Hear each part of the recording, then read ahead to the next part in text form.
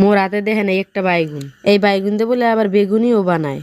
এই বেগুনি খাইতে বলে জম্মের মজা। আম্মেরা কি বেগুনি খাইবেন তাহলে পেস্টেরে ফলো দিয়ে রাখেন। এই বাড়িটার মধ্যে আনলাম কতটি ডাইলের গুড়ি, এরে বলে আবার বেসনও কয়। এখন দিলাম আবার কতটু আড়া, এই আড়া দিলে বলে আবার লাটকা লাটকা হয়। এইবার দিলাম কতটু হলদির গুড়ি, এ দিলে বলে আবার রং হয়। সামান্য দিলাম একটু মরিচের গুড়ি, অল্প একটু নুনও দিলাম। এই দিলে বলে একসের মজা হয় বেগুনি খাইতে। এনি কয় পথ মোরা পানির দিয়ে মিলিয়ে মাখমু। এখন এর মধ্যে কতটুকু পানি ঢালিয়ে দিম। আম্মেরাও পানি ঢালিয়ে দেবেন, খবরদার বুঝছে বেশি দিলে কিন্তু আবার একটা হুররই যায়। এবার মন্নানের মাত দিয়ে আস্তে আস্তে মাখবেন, দেখতে হবে না মাখতে কি মজা। দেখেন মুই কি সুন্দর করে মাহি, মাহার পর অবস্থাটা এইরমে রইবে। এইরমে না হইলে কিন্তু আম্মেকে বেগুনি হইবে না। এখন মোরাই আস্তা বাইগুন্ডের কাটমু পিস পিস করে। আম্মেরাও মন্নান এরম পাতলা পাতলা করে কাট, খবরদার কেউ কাটবেন না পুষ্টু পুষ্টু হরিয়া। কাটার পর বাইগুনের চেহারাটা এইরমে রইবে, এইরমে রইলে দেখতেও ভালো লাগবে। এই এরপর বাইগুন্ডের এই পাইলেটের মধ্যে শুবাম, কিছু টাইম রাখার পর চুলো একটা করই দিমু। করইটা গরম হওয়ার পর এই এর মধ্যে কত পুটি সয়াবিন তেল ঢালিয়ে দিমু।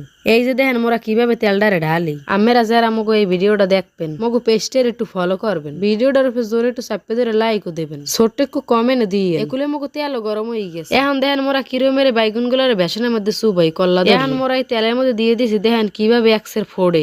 এখন দেবেন একসের উল্টোই পাল্টাই একুল দকুল দেখাল কাজ করে হেলাইবেন। দেখেন কি সুন্দর এই বেগুনি হয়েছে।